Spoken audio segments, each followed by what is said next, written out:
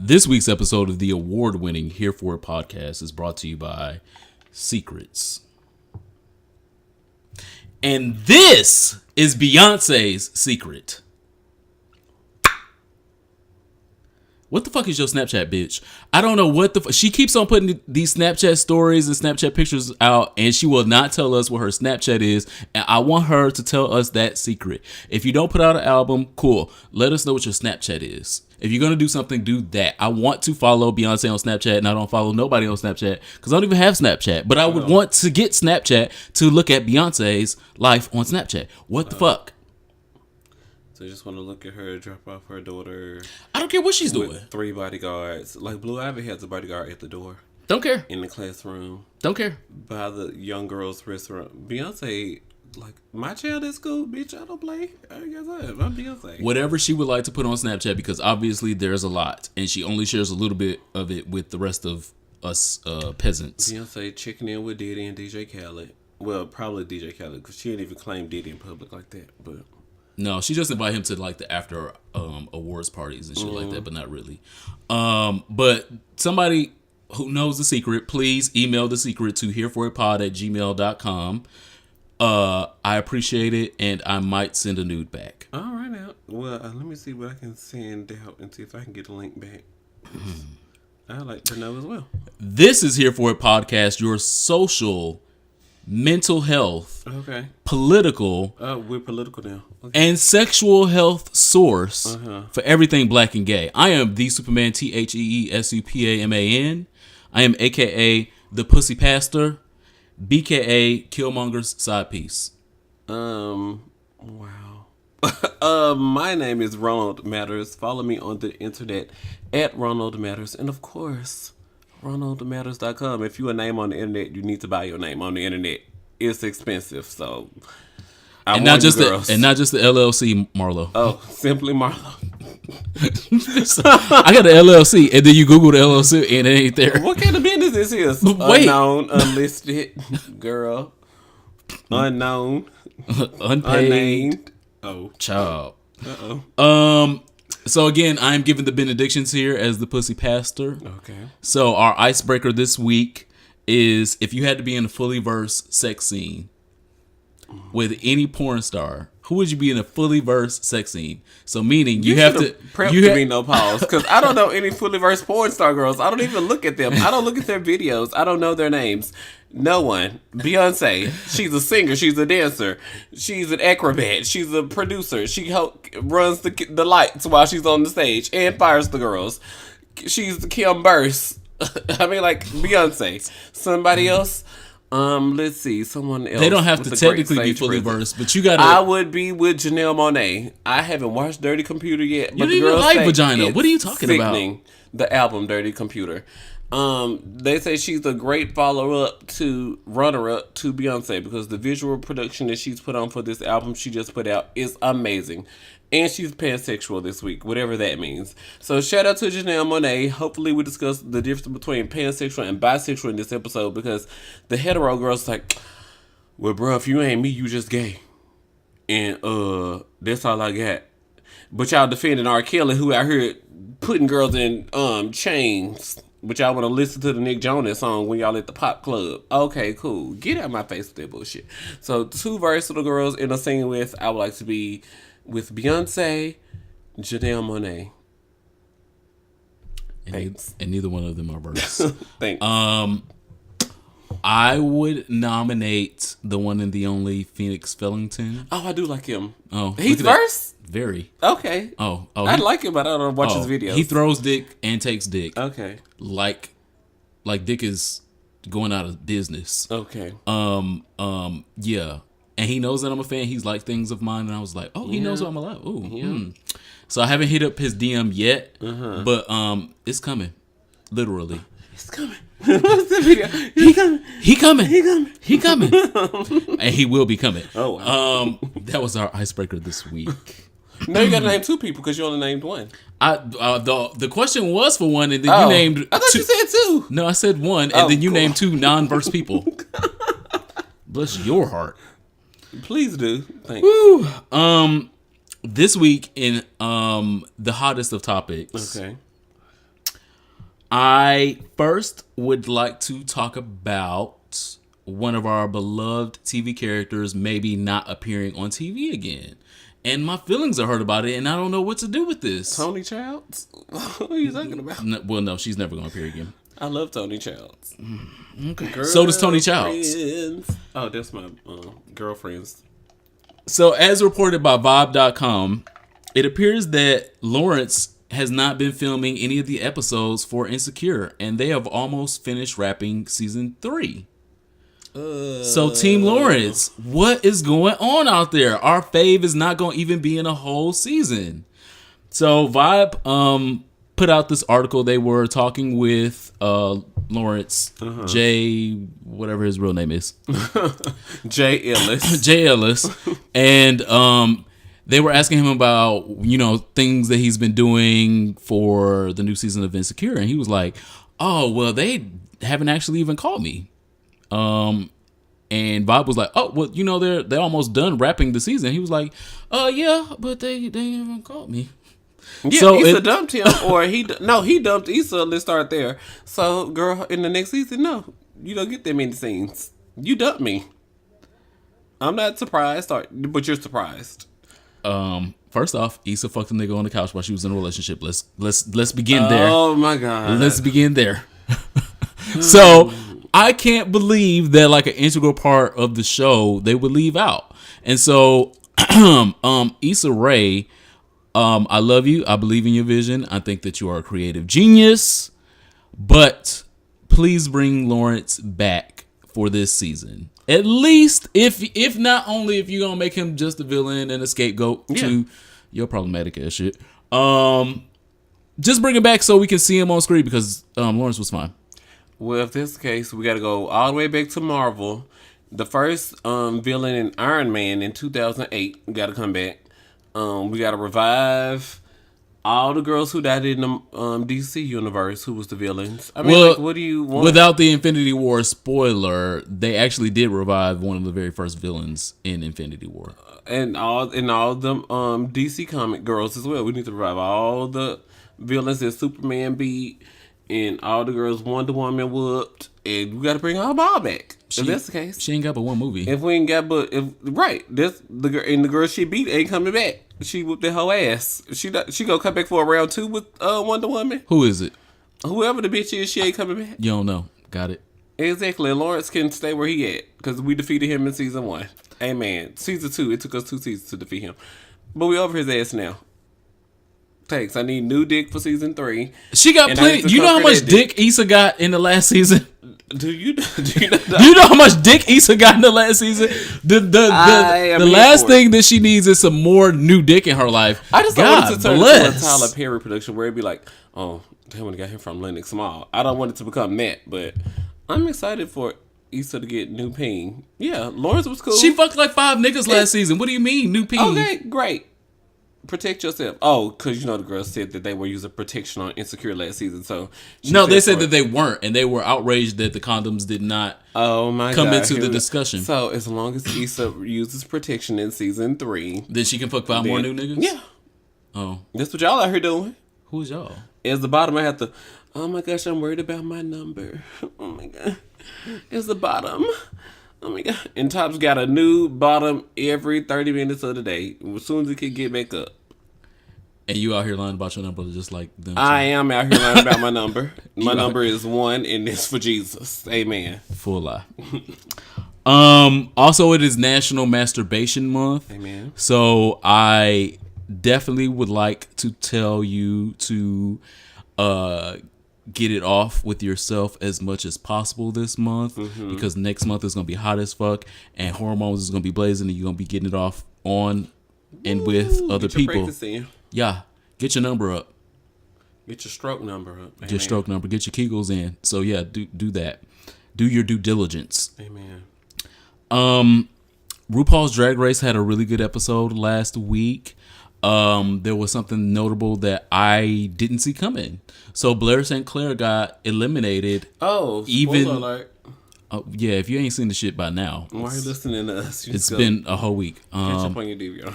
It's been a whole week. It's also been a whole week. Yeah. But Blair St. Clair was eliminated, even though she told her teary-eyed story of being raped at a college party and losing her virginity that way. Yeah. And so surely I thought, This with these story? white tears and that story, surely RuPaul was not about to send her home. Rape, my nigga? I mean, rape, St. Clair, I do declare. Not Cracker. I thought surely she wasn't gonna go home with that story. I was like, okay, well maybe they'll eliminate her next week because they can't send her home now. She crying in shambles, and RuPaul was like, oh, that's nice. No, Sorry, my dear. you are up for elimination. Sorry, my dear. I felt for her story because I feel like her story is the story of quite a few people. I've heard that story before of their very first time being in gay rape situations. So I was happy for her bravery for coming out and saying that her first time was being raped at a college party. Sorry that it ended for you, sis. And that's why she, in her drag, looks for the youthful, innocent, coy type of things because she feels she was Dainty. robbed of that. Yeah. After her situation, but I'm glad she got to tell the story before she left because it's definitely different when 700,000 to 1.2 million people get to watch that on national television and can identify it, and the network is forced to run are you a victim of this situation or do you know someone who has been involved? At the end of the episode, Please call the 1-800 number because gay culture is always, oh my God, y'all just threw gay people on TV, this gay stuff. Yeah, but we're also advising people to seek help for situations that they're going through. When Love and Hip Hop come on and Scooter done cheated on the girl selling waist trainers and that do nails. Who's Scooter? Ain't no justice for her. He cheated on her last season. It came out again that he had a girl pregnant last season that wasn't even featured on last season. And there's no 1-800 number for the girls on Love and Hip Hop in Atlanta. There is actually. Call Miss Cleo because from the grave she can tell y'all to get the fuck off that show right now. It's not helping you, sis. Sorry about that. The high point that I wanted to make about that story was turning your rape into rosé is exactly what Blair St. Clair did. Like, she went out on a high note. She looked great on the runway. She had a great story, and she freed herself from the story. She freed herself from the circle of, keeping quiet about something like that has happened to you and turning it into rosé. So she had a horrible, traumatic situation and she turned it into amazing drag that got her on TV. And so as an empowering tool, I want to make sure that we know as a culture, you can also turn your rape into rosé. So don't allow your rape to rape you continuously over and over again through life. You can turn your rape into rosé. And shout out to Monique Hart because this outfit she made this week, she made it in 30 minutes. She consulted with my bae with the dandelion wig. Monet? Well, Monet is my bae. But Asia O'Hara. Oh, Asia. Yeah. Come on, Texas. She continues to turn it. Monique Hart does. With things that she's making on the spot, she said, you know what? I don't have a lot of money, but I got spirit and tenacity. And Monique Hart continues to turn it on RuPaul's Drag Race. And I am hashtag here for it. I got soul and I'm super bad. That's for the old niggas out there. Hashtag shout out. The word of the day today, WERD, is garbage heads. You know what a garbage head is? It sounds like vegetables. I don't know. It's the exact opposite. Okay, it's not a green vegetable at all. Some of them can come in green colors, but it's not a vegetable at all. Okay. Garbage heads are people that are highly addicted to opioids, etc., that will take any drug to get or attempt to achieve the same high that they would get from their typical opioid, i.e. like Percocet. If heroin was my thing. Right. Is heroin not? Yeah. Okay. Yeah, right. If I usually do heroin, but you don't have it today, I would still do something else. I'll still do a Xanax. If it sounds like it'll get me to the same I'll place. still do a hydrocodone. I'll still do anything possible to get a high because the high that I want is either not available or too expensive. And this Percocet is available. And so give me the hydromorphone right now so I can at least get a high. I say that as the word of the day today because it is growing in our community that people of color, of homosexual descent, are more and more involved in the opioid crisis. And so over the last year, we've been looking at white people, Caucasian, poor people that were affected by the opioid crisis, and it's getting a lot of federal dollars. The government started paying a lot more attention to it. And this year, a study came out from last year talking about homosexuals of color that also were falling in the same bandwidth of Caucasian people that were in the spotlight of the opioid crisis. And so I just wanted to make sure that we knew the term, because it's a real thing. It's a real thing that some of us homosexuals of color are going through, and it's not just white people that the government has spotlighted. It can be any of us for a different number of reasons, and it's just as impactful. So watch out for garbage heads. All this newfound sympathy for people in the opioid crisis who, oh my gosh, I can't pay my rent, and oh my gosh, I can't take care of my children, and oh my gosh, where was all this when the crack epidemic was going on in urban neighborhoods in New York, in Chicago, in Little Rock, girl, in Memphis, in a lot of middle America? A lot of this same compassion that they are expecting us to have for crises that impacted persons of color, now that they have but like the war on drugs, when it was drugs that persons of color were doing, but like, oh my God, it's like, we need to get, I'm drained. I'm drained. Well, also speaking of draining, WWE had their very first wrestling event in Saudi Arabia. Oh, that's major. It was, but they did everything wrong. Oh, I don't know. Yeah. So I used to be a WWF fan as a kid and as a teenager, and I was just enamored by wrestling, loved it. Then when I started getting a little older and smarter, I was like, oh, this shit is too fake. I just can't. I really just can't. I can't. But I still watch it because well, I watch the news stories that affect it. I don't watch it because I'm old, and like all the people that I liked don't even wrestle no more. But this story I thought was eye-catching because, again, they were in Saudi Arabia, which is an extremely religious, theocratic society that they really don't go up for the type of entertainment that Americans do. And so for the WWE to score this win was historic, and it was great.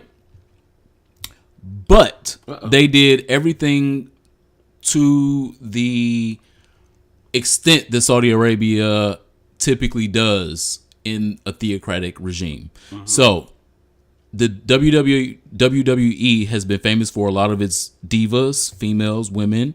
It has also currently been famous for a couple LGBT allies that are wrestlers that either say things that are affirming to LGBT people or wear a t-shirt as a part of their entrance theme that features unicorns, features part of the gig. Yeah, features rainbows, things of that nature, and that's what they typically come out in. Some of the wrestlers now, because they're affirming, they're not necessarily gay themselves, and that's good. We like those type of allies.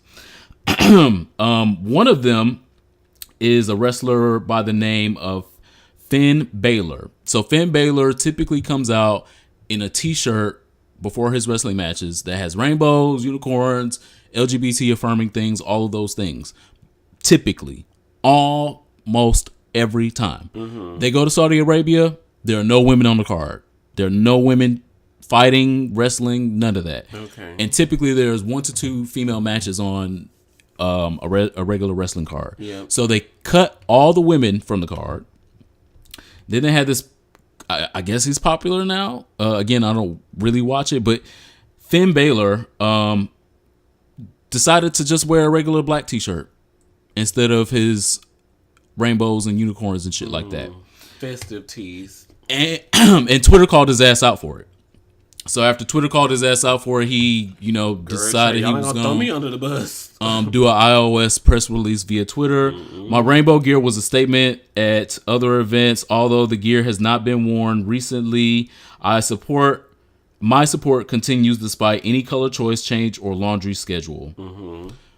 That is bullshit. that is a fallacy. That is a lie. When you are an ally, you are an ally any and everywhere in any space. Do not just be an ally where it's like, oh, well, look, okay, we're going to Pride, and so I could be an ally.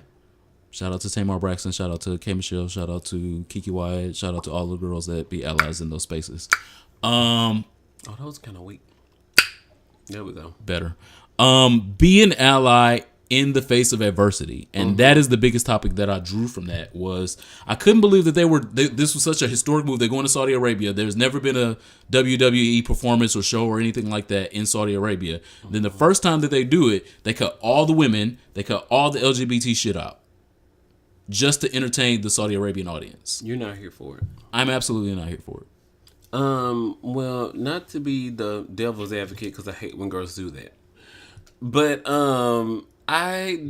if it was the first time that was going on there, they've got to create a lane, create a market, and then they can start initiating, well, we want this and these are our demands. For it to be the first time there is very historic.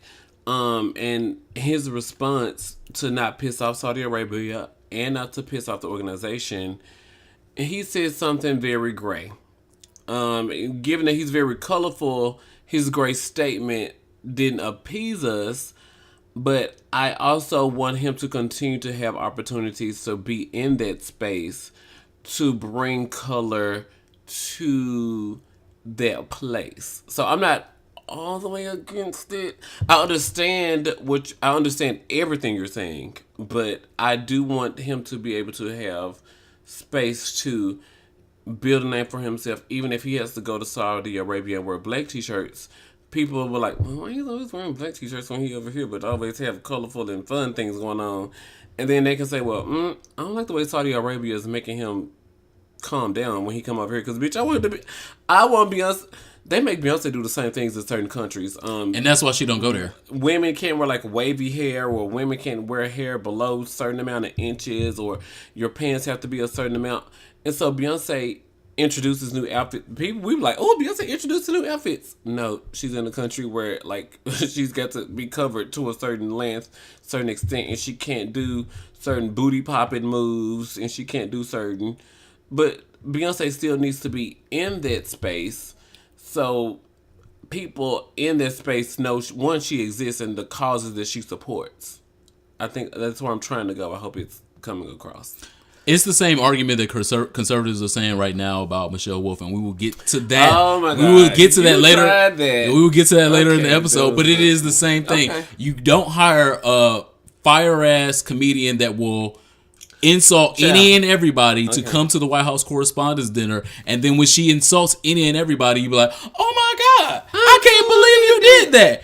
Exactly the same argument. It's the WWE. You didn't ask the fucking Pope to come to Saudi Arabia. You asked the WWE. They're entertainers. They're vulgar. They're nasty. They have opinions. I do agree. They do all of that shit. Some of them wear fucking LGBT affirming shirts, and you don't ask them to come when they do that. If you wanted just a conservative voice of, okay, well, we just, we want to quietly be entertained. We don't want no women. We don't want no gay shit. Then invite somebody else, because that's not what the WWE is in 2018. I agree with that. Last but certainly not least. Here we go. This one, it hurt my heart a little bit, because maybe like a week and a half, 2 weeks ago, Joy Reid and Killer Mike had like this little H&M social media kerfuffle. H&M means hair and makeup girl, not and it was the coolest monkey in the jungle. Yeah, and I'm pretty sure we addressed it on a previous episode, and I thought it was funny. And then they had a face-to-face on air, and he apologized profusely to her, and she's just been such a heroine to us like since then, because like, okay, yeah, look, of course she's standing up, and she was right. She was loud and right. This week, she was loud and wrong. Joy Reid from MSNBC. Okay. Our auntie, our sister, our friend. So, I took most exception with this because I saw the story on social media and then I couldn't find the story itself on MSNBC or CNN. Chat, there you go. And I was like, Erase. why would y'all not even be reporting on this? You should be trying to get ahead of the narrative, aka scandal, Miss Pope realness. What the fuck? Y'all should be trying to get ahead of the realness, ahead of the narrative. And I go to those sites and I couldn't find the story that I saw throughout social media. So the story was Joy Reid had ran a blog called Reid's World or some bullshit. Back in the day. Yeah. So on said blog, she said all kinds of anti-LGBT, homophobic things. She was checked on it a couple years ago and said that the sites had been hacked. Then the girls came back and said, "Well, who hacked the site since you hired these investigators to look it up?" She had to come clean then, and then got on air and said, "Listen, the sites weren't hacked. It appears that I said these things, but I don't remember saying them. They're outside of my character." And I side-eyed the fuck out of the screen looking at it. So I was side-eyeing because of her actions, but I was also side-eyeing because I had to go to Fox News to find what was actually said and what the story was, because MSNBC and CNN would not cover it. So it says, initially Reid apologized profusely for offensive comments she made roughly a decade ago, suggesting that Florida Governor Charlie Crist, who she also called Miss Christie, aka Miss Christie, may be gay, despite no evidence to back up her contention. But when a new raft of offensive comments surfaced about some lesbian shortcuts and her objections to seeing men kiss men, among other homophobic remarks, Reid originally claimed she had been hacked, and MSNBC circulated a much-panned statement from a computer hacking expert which sought to make that case, but did not. I had to go find that on Fox because MSNBC and CNN would not talk about that. So Joy Reid, please come to the front of the congregation and let us know what you really think. Do you think that because Charlie Crist is single, older white male, not attached to a female, does that make him gay? Do you think it's also okay for men to kiss men in public? Those are questions that you should answer. Not, oh, well, I'm not sure if somebody hacked my website or not. Answer those questions because those are what was written on your blogs. I'm of course, if you're talking, I'm Googling.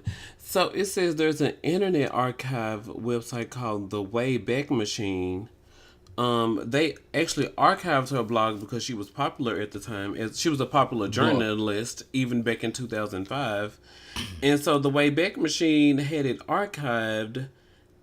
And so they're saying, like, no, it came out Friday, February 16, 2005. And so the Wayback Machine was like, no, we didn't manipulate this. This is what was said on the Reid report on her blog back in 2005. Wow. And so the people investigate the Daily Beast is another pop. Wow, okay. Wow. They're saying like this is real. Like they it's definitely real. So be mindful of your hatred when you put the shit on the internet because it can come back to haunt you. And so even though Joy Reid is currently a progressive hero, a great reporter for MSNBC, she holds girls accountable and things like that, but she has problematic thoughts that she put in a blog. Okay. And so in 2005, how many years ago? Oh my God. 13 years ago. That's when I graduated high school. That's the gag. I don't want to go back that far. So 13 years ago, I was 18 years old. So I don't think that people can't change. I don't think that people can't evolve. I think that that's absolutely the case.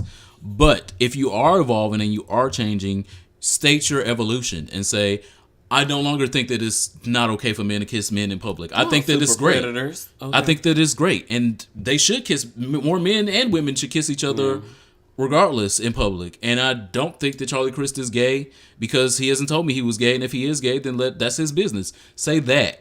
And don't try and cover up your shit from 2005. Because especially if you're a popular blogger in 2005, you were a leader in the industries. You weren't just like typing it, not even proofreading it or saving it for a day or two. Like you were at least typing it and saving it for an hour or two, proofreading it, send it to your blogger friend to read before you publish. I mean, like back in 2005, like blogs were just Oh my god, internet space and data was just really difficult to come by. So it ain't just like you posted a tweet and so like, oh girl, I did just think of that.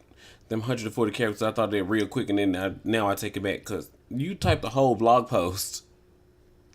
So if you were an anti-gay auntie back in 2005, just admit that. Like, girl, I was child fresh out of college. I was lost and now I'm found. That's where society was, and that's what I used to just hang out with our hoteps. I mean, like a lot of us used to past tense emphasis, hang out with our hoteps, and we don't no more. So just admit it, girl. You used to have your little Erykah Badu hat and burnt incense, and now you don't. It's fine. You like your bath bombs, and you like your Starbucks. Child, problematic as they are. Be honest about it. And there's that. Well, the bottom line is, you're holding up traffic, and green means go. All right now, what's going on in other things this week? Child. Kanye West and Bill Cosby have dominated the news. Moving on. I thought we were like going on to like songs for our souls, the last anything. Child. I'm moving on, moving on. Bill Cosby's guilty. Okay, he just finally got caught when he was 80 something, and you want to have sympathy for your eye? No, you're still going to jail. Bye. Kanye West. He says he got his "Make America Great Again" hat signed. That was trash. He said being a slave was a choice. They gonna hold him accountable in the streets. They already have. So yeah, let's just move on. Do you have any opinions? Different. He lost opinions? like 20 million followers after all of these shenanigans over the last week. Oh, this was. And your wife is an internet girl. The thing that I want us to take away from all of this, and I'm really not going to spend 20 minutes talking about it. Get your purse. It's time to go. Is cognitive dissonance. So that means when you are adopting something that is anti the regular establishment thoughts and patterns to try to be cool and to seem other and I'm above and I'm vibrating higher and I'm just you girls haven't even thought to get to this level. That's cognitive dissonance. And people that are caping for Bill Cosby and caping for Kanye West right now are in the state of cognitive dissonance and just be like, well, it's other and it's trendy and it's cool. Everyone doesn't have to be a Democrat. Ooh. You are living in the perpetual state of cognitive dissonance that these niggas are trying to put you in. They are guilty of the crimes that they have been convicted for.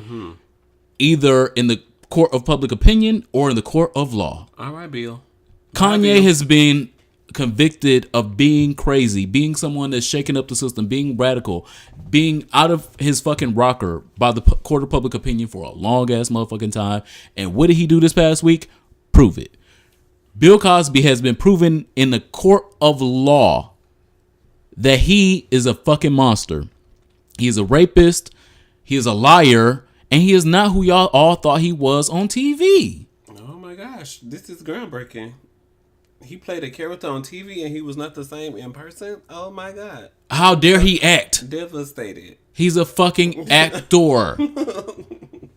Stop with the deep state conspiracy theory that the white man is trying to take Bill Cosby down. Bill Cosby took Bill Cosby down, not the white man. And it's a false equivalency when we say, well, why isn't Bill O'Reilly on stand? Or why isn't Harvey Weinstein on stand? Or why isn't Al Franken on stand and they're going to jail for their crimes? Worry about that shit when that shit comes up. That shit ain't done. They've been working to put Bill Cosby in jail for almost 20 years. And it's 2018 now with his old blind ass. And now he's about to go to jail now. So you think that since the Harvey Weinstein shit broke last year, that he should be going to jail now? Let that shit work itself out. If them niggas is really guilty, they'll be going to jail just like Bill Cosby's ass. Don't be in cognitive dissonance. This week's episode is brought to you by Juneteenth weekend happening June 14th through 17th, presented by Dallas Southern Pride in Texas. That's why. The great state. Performers and special guests include Trina, Safari, Mariah Lynn, Prince from Love and Hip Hop, R&B legend Tank, actor Terrell Carter, and so many more people, Lord Jesus. We can't even name them all. Follow them on the internet at Dallas Southern Pride and go to Dallas Southern Pride for host, hotel, and ticket information. What's going on in sexual health this week? This week in sexual health is going to be a real quick one. I just want to make sure that we are knowledgeable about the pull-out method. Oh my God. So the pull-out method is something a lot of you girls lean on. All right now. Amen. Hope, pray, wish. Amen. Eat, pray, love. And it shouldn't be. Just like in the heterosexual community, the pull-out method is not assured for shit. I am here by the pull-out method. I'm here too, by the way. My alleged father told my mama, "Oh, don't worry about it. I'm gonna pull out. We're gonna be all right." And here I am, 20-something years later. And I would say 18 years. I mean, 20-something. You got a full beard now, so I don't know. 20-something. They grow beard so fast these days. You gotta be. Another subject for another day. So The pull out method relates to us because people often engage in the type of sex of, well, okay, I'll let you, put it in and we can do it a little bit, blah blah blah, without a condom. Just don't come at me. Okay. So it is true that a full ejaculation inside someone exposes them to a number of STDs / STIs that the person ejaculating in you may have. Mm-hmm. But it is also true that the pre-cum before the ejaculation can expose you to just as many STIs and STDs as the full load of semen. So do not rely upon a nigga just pulling out and coming on your stomach to avoid HIV, chlamydia, gonorrhea, HPV, the clap. Well, the clap is that one. So don't rely on it for shit. Oh, please don't. Do not. If you want to have raw sex, just have raw sex. Be on prep. Be knowledgeable. If you don't want to take the chance, y'all wear a condom. Y'all be safe. Or you just masturbate at home because it is Masturbation May. Come on, May has come. So should you. This week in social studies, I was walking to the bar. It was Saturday. It was warm here in DC. It was like 75, 80 degrees. And I was like, instead of taking a transit way to go to the bar, I was going to walk to the bar because it was like 15, 20 minutes. And as I walked down the street, I kept on seeing rent specials, move in now, and all. I don't even know what all the signs said. And so I was like, oh my gosh, is this like one of the better times of the year to move? Mm-hmm. And so I was on usnews.com, which says most Americans move between May and September. So if you're looking for options, the best time to move is probably going to be during the spring and summer months. And then I was on curbeddc.com because, of course, that's a great blog that I look to for things going on in the DMV area. Curbed DC says better pricing on movers and rental trucks. Plus, you have a little bit more wiggle room for negotiating prices with your landlords if you don't move during peak periods. So then I got confused. I was like, so do I move right now or do I move after Thanksgiving? Because Christmas is going to be fucked either way. So then I went to a study to renthop.com, which studied the 10 metro cities in America, and they ranked their best and worst months to move across America.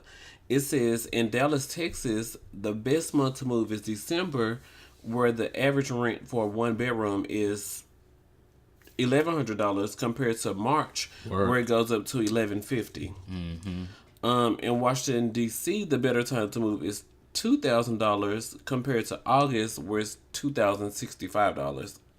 I feel like that's like not even the whole truth, but girl, because I've seen rent here in D.C. be like $2,250 in the summer.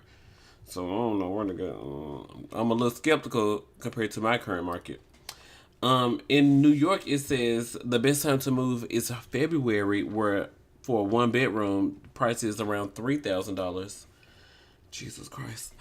Compared to July, where it's $3,171. Chicago, it says the best time to move is March.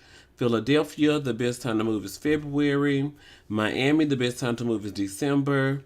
And Boston, the best time to move is February. Because, of course, in February in Boston, Massachusetts, it's snowstorms out the ass. Of course, if you, brave enough to move in February, you deserve all the things. Oh, my God. So, that's social studies this week. Knowing the best and worst times to move. If you're interested in getting rid of your roommate because she don't wash the dishes, his boyfriend is always over. Yikes. Girls don't vacuum like they need to. We need to keep these germs. Don't wash their hands. I ain't get to. Well, if you want a bigger place, you need more closet space. Or lace. Okay. Or oil sheen. Wigs. They need podcasts like us. Amen. They need podcasts like us. All right. One more time for the girls in the back. What's up? So they can get on their fucking keyboards. All right. Is this your song for your soul? And make us out to be the bad guy. If you have not subscribed to this podcast, make sure you subscribe so that you can get notifications when our newest episodes come up. If you have not checked out our Patreon, please go over to Here For It Pod at patreon.com and check out some of our exclusive limited edition content that everyone else does not get a chance to see. No. So for $1 a month, you can see. The minimum is $1. A minimum. You know, if you're rich. If you're rich, you can join the Here For It Hive and give us $26 a month. I would appreciate that. That's a minimum as well. Thanks. But if you would like to see this podcast continue to go, please go over to Here For It Pod at patreon.com and subscribe. I would greatly appreciate it. The song for my soul this week is Foxy Brown Hotspot. Because she said, me falling off, imagine that is not the case. I'm sitting on top of the world like Brandy and Mace. That was like the hottest line to me back then. I was like, and we see where Brandy and Mace are today. I want to sit on top of the world like Brandy and Mace. They failed to fuck on off. But the vibe of this song is very The little, what is that? Is that a horn? I don't know what that is. Is that a trombone? It's a something. It's just very spring and it's upbeat and it sends me into the hey, you can catch me at the hot spot. Hot box, hot pops at the boy you are. Hey, I just get a very spring vibe. It's like gonna be 80 degrees every day this week in DC. So I'm glad about it. I don't know where spring was, but Foxy Brown Hot Spot just puts me in a. It's just. I'm just gonna be airing out my nuts all week. Cool. So. Okay. The song for my soul this week is from none other than the iconic and legendary Mariah Carey. I don't know if I've made more songs for my soul by Mariah Carey or Toni Braxton at this point. Probably. But I was going back over her very first album because great music. Just timeless. It's fucking timeless. And I couldn't believe one of my favorites from the whole album was her fourth single. I was like, you put that out fourth? Yeah. Because, of course, Vision of Love should have come out first. Hands down. But it was like two other ones, and you was like, I guess put that one out next. The gag is the label didn't even believe in it. Or that was the last one the label believed in. Yeah, that was the last one because that was the last. At the time. Yeah, this was the fourth and the last single on her very first album in 1989. Oh wow, shit. 1989, Mariah Carey's very first album, and this was the fourth single. Mm-hmm. I Don't Want to Cry. Ooh, okay. It is one of the few songs that just puts me in my fucking feelings, and I cannot get out of the sunken place from the fucking I Don't Want to Cry. I don't play it just once. I have to play it 3 times. Oh my God. Like back to back. It's just like, it reminds me of my ex-fiance a little bit. Oh my God, here comes that emotions. Yeah, how dare I have emotions? You're black and male. You can't have emotions. You know this. When y'all can only provide pain to each other, it's time to let go. And I think that is a very huge hallmark for a lot of gay relationships when definitely when it becomes physical, when it becomes emotional, when it becomes verbal, abusive wise, that, you know, they spend more time in the process of pain than in love. And this song perfectly embodies that. Is just, I don't want you to be putting me in these places and these spaces and making me cry all the fucking time? Why don't you make me smile more? Why don't you make me laugh more? You don't do this. You make me want to cry all the fucking time. Why are we even doing this? That's not what the fuck this is supposed to be about. I don't want to fucking cry no more. I'm not going to cry no more. And that's what she got to by the end of that song. So even though that was the 4th single from her album, it's still some of the best work Mariah Carey has ever done. Written, sung by Mariah Carey. Pen to paper, Mariah Carey. Make the conscious decision of letting go of problematic, symbiotic ass relationships. Listener letters. Send us your questions and comments to hereforitpod@gmail.com or to any inbox where you find us on social media. It's 2 listener letters this week. Thank you guys for sending us listener letters. You can send them to @TheSuperman on Insta, Facebook, and all those things. Send them to me @Ronald Matters. We love questions, comments, concerns, and if it's something for the show, say like, yeah, I would like you to answer it personally, but also I feel like this is something other people should know. And keep it to a 3-paragraph minimum. 3 paragraphs. We have ADHD. Can't do it. I do have 3 ADHD. paragraphs. That's it. I'm not gonna put a limit on your story, but I'll read it and decipher like, okay, so these are the parts I need to read for the letter. I do that. 3 paragraphs. The first question, it says create a fake name. So what is the fake name? You in charge of the fake name? Well, my fake name is always Toya. Okay. Toya, it's a boy. Toya asks. Toyas can be boys. Why is it so hard to be verse? I've heard guys say they don't like strict bottoms or just don't want to be topped. Plus, Ronald, the fact that you don't like verse dudes. What's that about? So, Toya asks us that anonymously. I don't think it's hard to be verse. I think there are more verse people out here than we know. Right. I think that there are so many people that really are verse, maybe not fully verse, but just verse something. Verse bottom or verse top or fully verse top. Mm-hmm. Yeah. A fully verse top. Fully verse top. Listen. Fully verse top. That's the thing. Moving on. I think that there are a lot of people that are more open to things with different people, and that's the part that hurts some people's feelings. So because I might want to top you, but I don't want you to top me, I'm only wanting, the 6'3" tall, muscular niggas. I want him to top me as well, girl. No shit. I'm only wanting those type to top me. That still makes me versatile, but a lot of people don't have that in their mind. They're like, oh well, no, I'm the top. But in cases when Trey come along, I might have to go get the fleet bottle real quick and get myself together. Like they don't realize how versatile they really are. And the same goes with bottoms. So a lot of times they just want certain types of people to fuck them, but in situations of love or in situations of peer pressure, they will try to use their thing as much as they can, and that still makes them just as versatile as the top that is willing to take the trade dick. I don't like verse people because verse people are not honest with me.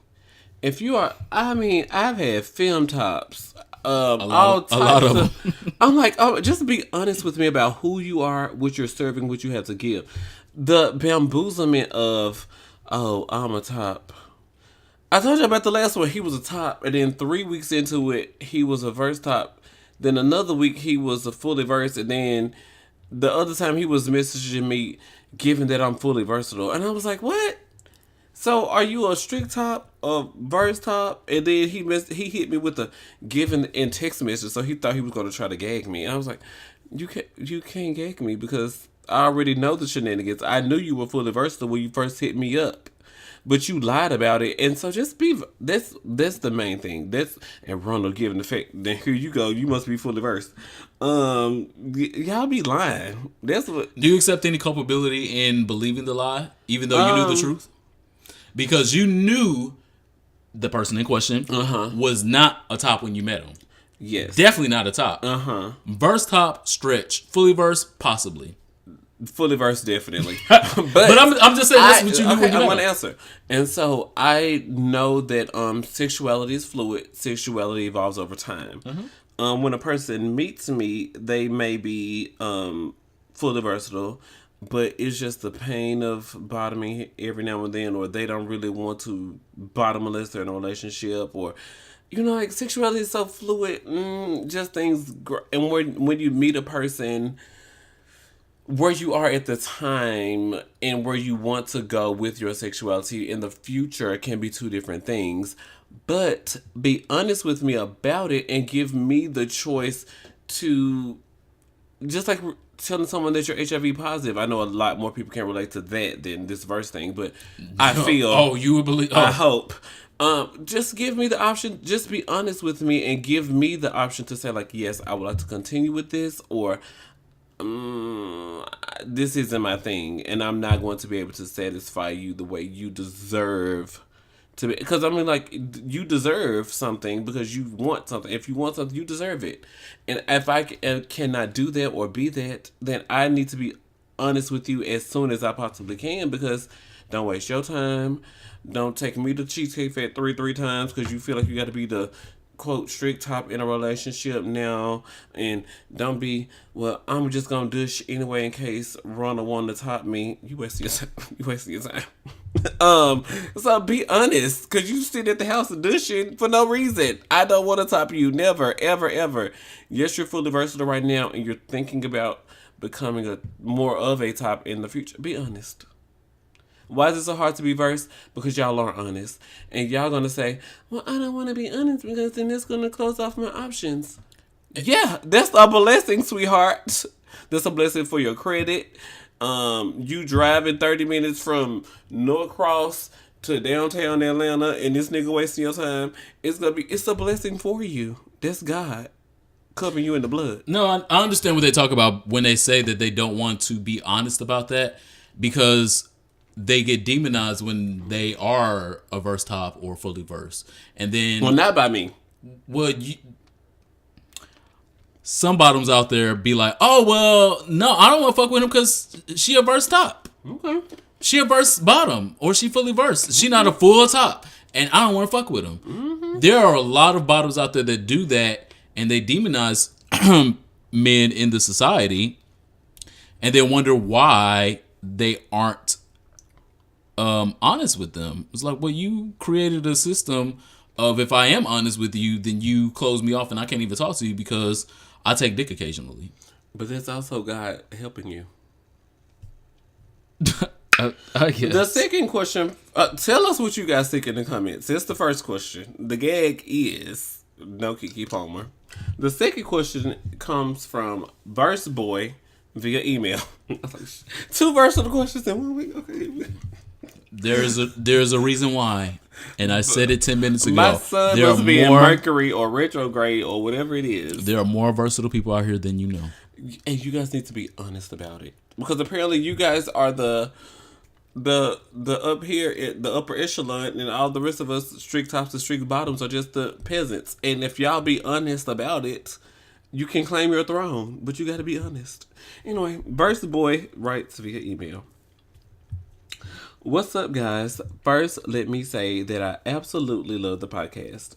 Y'all are the best. Thank you so much, Verse Boy. Thanks, Verse. I'm a verse guy. Oh my gosh, I couldn't tell. I'm a verse guy who was in a relationship with a top for a number of years. He wasn't giving up the booty at all, but it was somewhat okay because he could put it down pretty well. But I digress. Nah. Fast forward a few years and we're no longer together. No. Oh my gosh, because you weren't okay. But I'm a liar. I am rediscovering my verse life and the love. Oh, I am rediscovering my verse life and my love of booty. The problem, though. Ain't God good? Amen. For people who love booty, y'all love it. I'm glad you love it. I always have a job. The problem, though, is that because I haven't topped in a while, when I top now, I bust quick. Oh. Is there anything you can suggest to help me delay my climax? I tried a desensitizing spray I got from Walgreens, but it didn't work. What would be your advice? Thanks for your help, Verse Boy. Yeah, the desensitizing things are a good start. Make sure that it has lidocaine in it. And so if it doesn't have lidocaine in it, don't use it. Because some of the cheaper ones have like benzocaine or something else in it. And that doesn't work as well on the penis because the penis is very vascular. And so use something that has lidocaine in it. And if it doesn't have lidocaine in it, it's not going to desensitize your penis. But then if you use too much lidocaine, would you become like... If I take too much Claritin, then my body's like, girl, child, Claritin ain't doing it for me. If you take too much something with lidocaine, would your body become used to whatever you're using? No, it's it's not too much, and it's like 0.5% in these creams or in these sprays. Okay. So it's not too. The only way you could use it too much is when you're actually using the actual drug on your penis. Mm-hmm. And so if you're buying this shit out of CVS or Walgreens, it's not going to be pure at all. It's going to be 0.5%. All right. So that is a good start. And so one, try something that definitely has lidocaine in it, at least 0.5%. If you're not using that, fuck more. So practice makes perfect. So you're excited because this is a new opportunity. You start fucking ass again, and I'm so excited, and I'm in and I'm out, and it's great. And 5 minutes later, you're like, oh shit, and you're done because it's something new again. So do more of it, and then that way it's less new, and then you can go longer. I think that's probably why I'm more long-winded, because I'm experienced. Sex specialist, tell her. Yeah, so that's the only way that you'll get more long-winded is by it being less new, and so it's more exciting because it's new, and so you have to make it less exciting by doing it more often. I heard the Kegels work for men as well. That just makes your orgasm stronger. Oh, okay. That's what that does. Okay, it doesn't prolong it.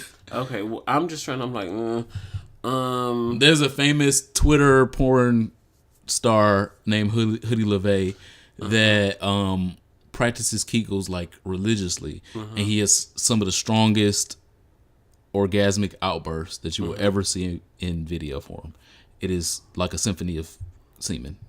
So, like, could symphony of semen using a condom or adding more lubricant could those things help? I don't know. Definitely. Discuss all the I talked about that in a previous YouTube video.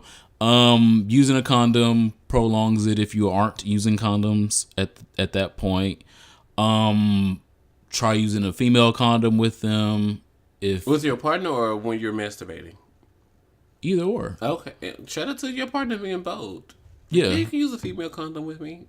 No one's ever asked me to use a female because I might actually be turned on. No shade. Okay. No comment. I'm surprised. Hey. No one was like, you know what? Fish, I'm surprised you don't want to. You know, like, they give me female condoms when I go to these events and stuff. So I was like, I don't know what to do with these female condoms, but I'm going to keep them just in case I meet a female child. Good luck with that. Okay, those were our listener questions. Again, send us listener questions to anywhere you can find us on the internet, but preferably hereforpod@gmail.com. Thanks. What's your here for this week, or should I go first? Because my here for it is the ground breaking, earth shattering. It's a lie. No, it is not. Okay. And you already know it's not. And you already know it's not. You better read me.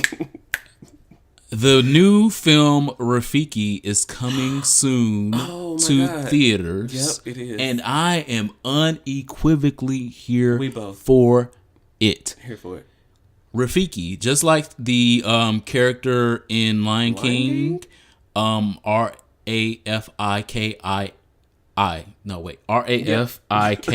It's fucking confusing. Rafiki. You know the nigga, Rafiki. Oh my god. So they have named the movie Rafiki after that character, presumably. I think it's probably bigger in African culture, and when we see the movie, we'll understand. But the movie is about a Kenyan lesbian couple in Kenya by Kenya. I have never seen a fucking movie come out of Kenya. An LGBT movie. No, I'm just saying I haven't seen a movie come out of Kenya, period. And the very first movie that I see coming out of Kenya is a fucking LGBT movie about lesbians. Yeah. And it looks like the lesbian version of Moonlight. It's so good. The trailer was amazing. I can't wait to see and review this movie. And y'all know I be so confused about lesbian shit. Yeah. I'm sorry, but I do be confused, and I want to see this movie. Hopefully, it will enlighten me.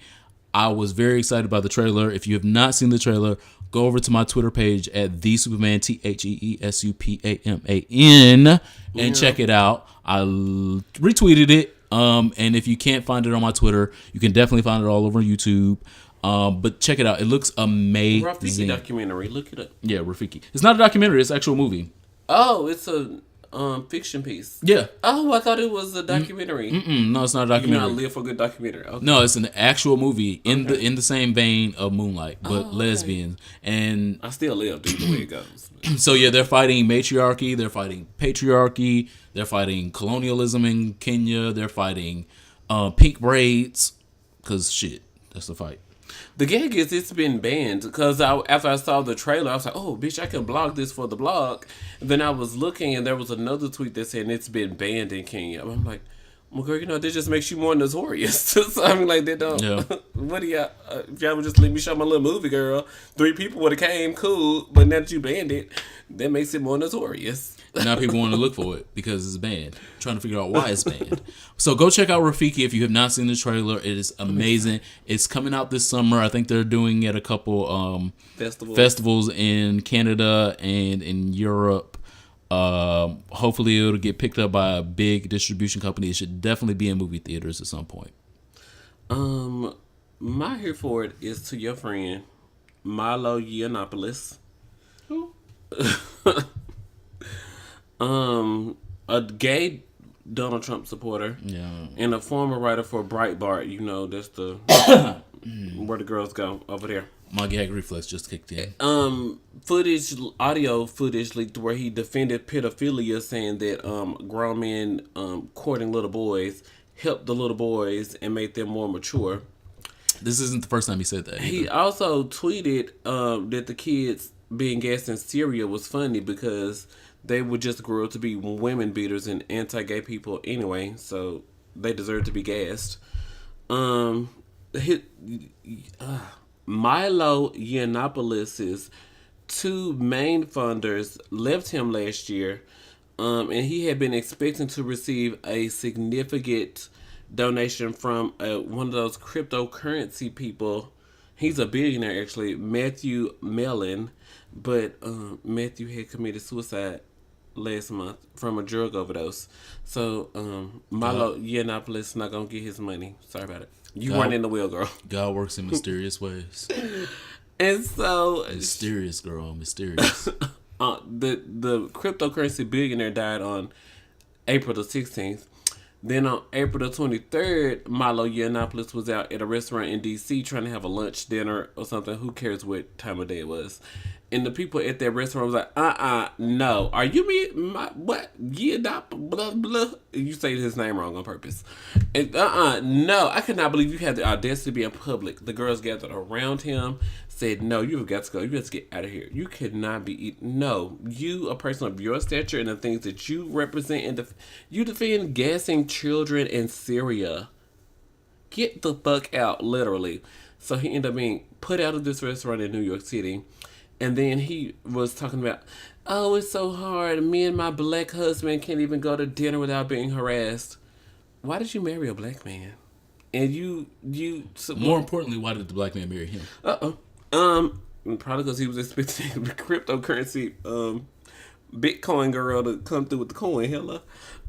But anyway, so, the main reason why I'm mad is because Milo Yiannopoulos had told all of his, I think it was like 250,000, 850,000 Twitter followers. And declining. It's been declining. To go out, no, he's banned on Twitter at this point. To go after Leslie Jones because Milo saw Ghostbusters, the all-female version, and didn't like it and thought that all of them were ugly and fat. And then especially the black character, which is Leslie Jones from SNL, Saturday Night Live. And so, of course, his followers did exactly what he said, and like Leslie Jones ended up leaving Twitter and calling out the founder of Twitter saying, you need to do something about this, because if someone of his stature is saying to come after somebody of my stature, this is bullying and y'all need to do something about it. And Twitter banned him. So he was trying to come out with a book. He was going to speak at UC Berkeley, but riots happened in the town, like all the Starbucks, like all of the Wells Fargo's and all of the little institutions that they go to in UC Berkeley and surrounding areas were like protests set on fire, windows broken. UC Berkeley had to renege their invitation for him to come speak. Twice. He lost his book deal. Oh, at UC Berkeley, after Milo was coming to speak, and Coulter was coming to speak. Another girl of the same stature of Milo. UC Berkeley went through it. You hear me? Like he lost his book deal, and now all of a sudden he's had to close his company because he doesn't have any coin. So shout out to God. Because the other two girls back there last year, and then this Bitcoin girl, that was this cryptocurrency girl that was supposed to come through, child croaked. And so Mysterious ways. oh my gosh. You know, stupidity, it can go around and around a little bit, but it eventually, the circle comes to a close. Okay? So, fuck Milo Yiannopoulos, and fuck his black husband too. Like, what is going on here? I don't know much about him, but fuck him too, just as a precursor. And I'm not here for it. Miss Vanjie. Miss Vanjie. Thank you guys so much for leaving us reviews on Apple Podcasts. We have a contest coming up soon. Yeah, so we have things going on. So many things going on. Leave us reviews on Apple Podcasts. Search for Here For It Podcast in your podcast app. Click the reviews tab and click these 3 words. Listen carefully. Write a review. Bam. Yeah. Miss Vanjie. Before we get to the real Miss Vanjie part, it is the last call. The last call. So if you would like to take a last call with us, make sure you pour out a shot. Get your Dasani bottles. Put it to your lips and have a drink with us. Get your essential water for our last call. It's tequila this week, y'all. Can we do a brown week? Oh my God. Can we do a brown week? We did one on Brown Liquor Report. My last call this week is to the infamous, iconic, legendary journalist and lawyer, Sunny Hostin. Beyonce? Oh.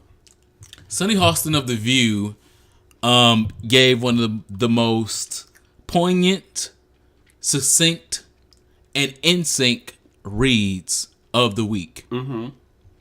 If you've not watched this last episode of The View, her and Meghan McCain were going back and forth about what journalism is and what journalism is not in regards to the White House Correspondents' Dinner.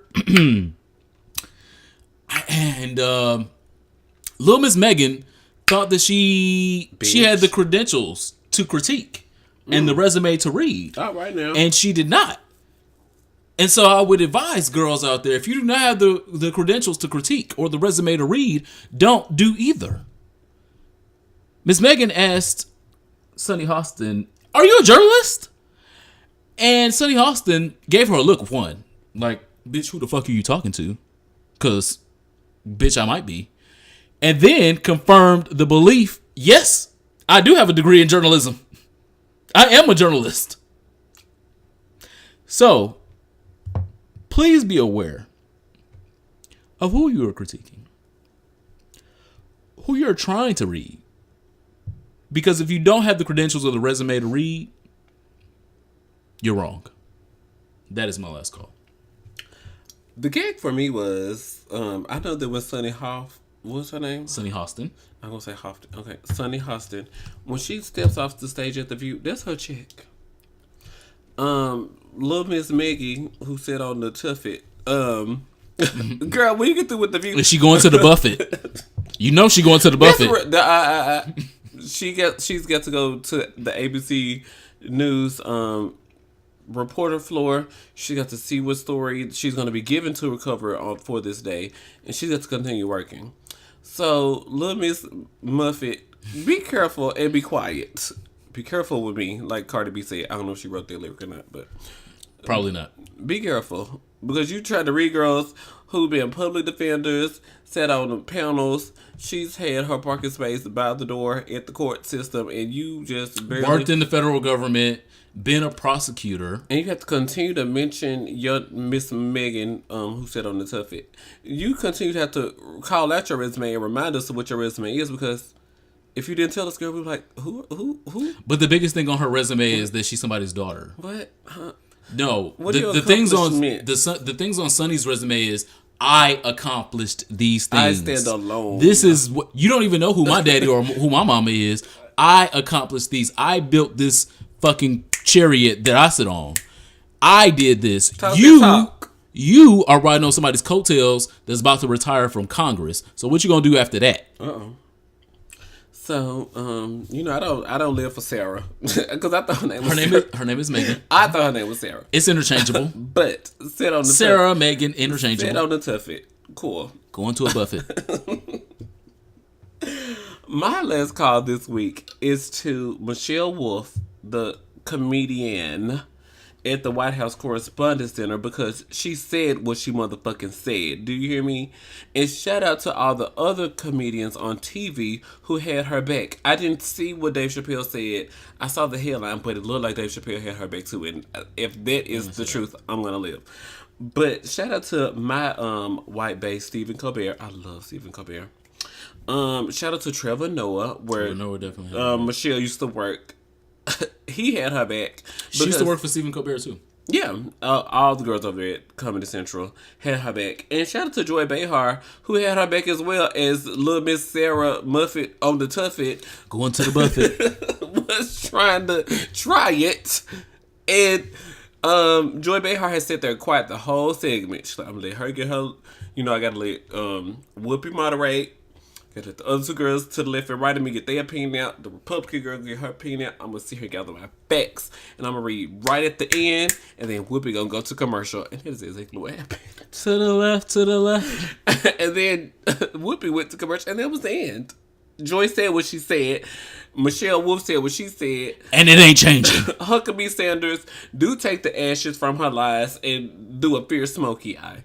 And the gag is, I would have came back to work with a smoky eye for the next week. I'd be like, InStyle Magazine, Vogue. Since y'all talking about me, girl, I'm trying to get me a second feature. She should have came out with the Sia bangs. Like, nobody can see my eyes. I'm not wearing smoky eye. Kellyanne Conway does deserve some sort of punishment for, quote, alternative facts. Nobody thinks she deserves to be hurt. But she do need to be stuck under a fucking tree and stay there for a while. So we can keep quiet. You deserve some punishment for what you did to Candy. Michelle Wolf said, y'all need to quit booking Kellyanne Conway to be on your fucking shows. Michelle Wolf did not lie. Please quit putting Kellyanne Conway in front of a camera and a mic. No one cares. Her name is Conway. She's gonna con her way out of the shit. And and then Donald Trump is the pussy that we can't grab. Robert Mueller can't. He done fired Comey. The girls done leaked the questions to the exam or something out here today. Donald Trump done said worse stuff about women than Michelle Wolf has ever said about women in the 20 minutes she was up there on stage. Just like Sonny said on The View. It was about scholarships, journalism. It was about an amazing evening for the First Amendment. The last 20 minutes was a roast of the journalism industry, the people involved in it, and even herself. And liberals. And that's what made it so... And conservatives. It was a roast of everybody. And that's the way that you do roast. It shouldn't be one-sided. And that's what makes what Michelle Wolf did so iconic. Because she did not just roast Donald Trump. If she wanted to just roast Donald Trump for 20 minutes, there's a lot of material. Lots of content. But she did it. She roasted his girls that was there. She roasted CNN. She roasted the media. Yeah. She roasted liberals. She roasted everybody that was in attendance. And if you are a comedian trying to get comedy across, that's what the fuck you do. Fair comedy. That's what you do. And she did that. So shout out to Michelle, because she said what the motherfucker she said.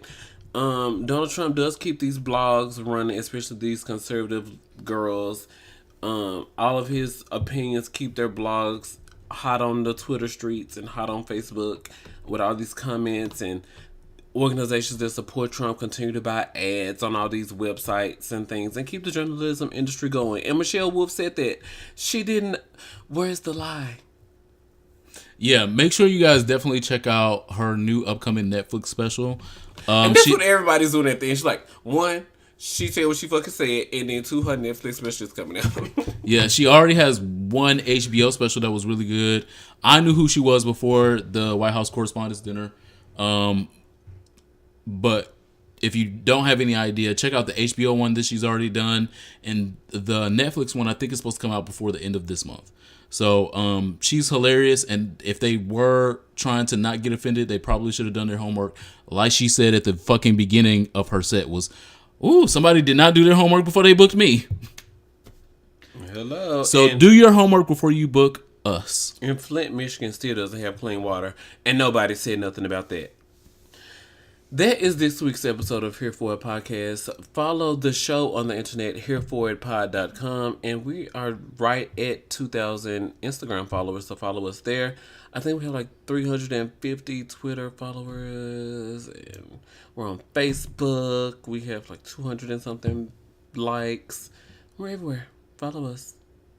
More importantly, make sure you subscribe. Get over to our Patreon. Make sure you like and comment below whatever you thought that Verse Life is a child. Said might have been Verse Life is out here. an issue. Make sure you comment and let us know so we can address it in future episodes. Why is it so hard to be verse? Do you know, Diane? Sometimes. My name is Ronald Matters. Follow me on the internet at Ronald Matters, and of course, RonaldMatters.com.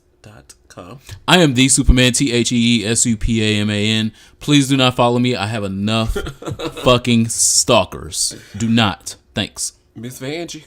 Miss Vanjie.